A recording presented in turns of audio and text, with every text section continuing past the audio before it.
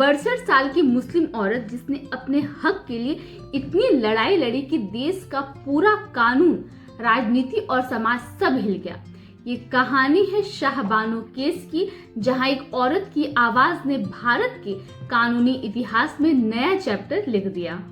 Year था 1978। इंदौर मध्य प्रदेश में रहती थी शाहबानो बेगम, 62 साल की एक मुस्लिम महिला। उनकी शादी को 40 साल हो चुका था, 5 बच्चे थे, सब कुछ ठीक चल रहा था। लेकिन एक दिन उनके हस्बैंड मोहम्मद अहमद खान ने उन्हें ट्रिपल तलाक दे दिया। बस 3 लफ्जों में एक जिंदगी तोड़ दी।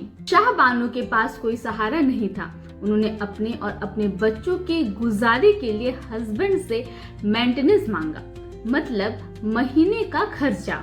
लेकिन उनके हस्बैंड ने कहा कि इस्लामी लॉ के हिसाब से सिर्फ इबादत पीरियड तक ही खर्चा देना पड़ता है, उसके बाद नहीं।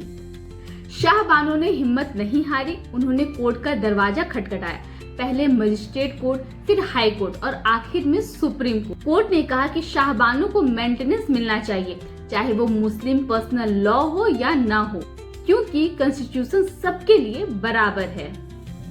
ये जजमेंट CRPC सेक्शन 125 के तहत दिया गया, जो कहता है कि अगर कोई आदमी अपनी बीवी को छोड़ देता है तो उसे उसका गुजारा खर्चा देना ही होगा।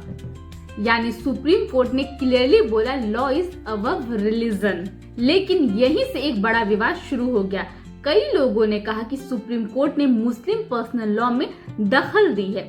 देश में प्रोटेस्ट होने लगे और पॉलिटिकल प्रेशर बढ़ता गया। आखिरकार तब के प्राइम मिनिस्टर राजीव गांधी ने 1986 में एक नया लॉ पास करा दिया, Muslim women protection of right on divorce act 1986। इस लॉ में लिखा गया कि हस्बैंड सिर्फ इबादत पीरियड तक ही मेंटेनेंस दे, यानी सुप्रीम कोर्ट का जजमेंट रिवर्स कर दिया गया। शाहबानो केस ने एक बड़ा सवाल उठाया, क्या पर्सनल लॉ को संविधान से बड़ा माना जा सकता है? ये case uniform civil code UCC की डिस्कशन का बेस बन गया।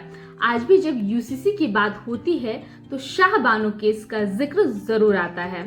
सोच कर देखिए, अगर एक देश में सब लोग बराबर हैं तो क्या सबके लिए एक ही कानून नहीं होना चाहिए, या फिर धर्म के लिए अलग कानून अपनी जगह सही है? आपका क्या कहना है, वन नेशन वन लॉ सही है या गलत? कमेंट्स में जरूर बताएं।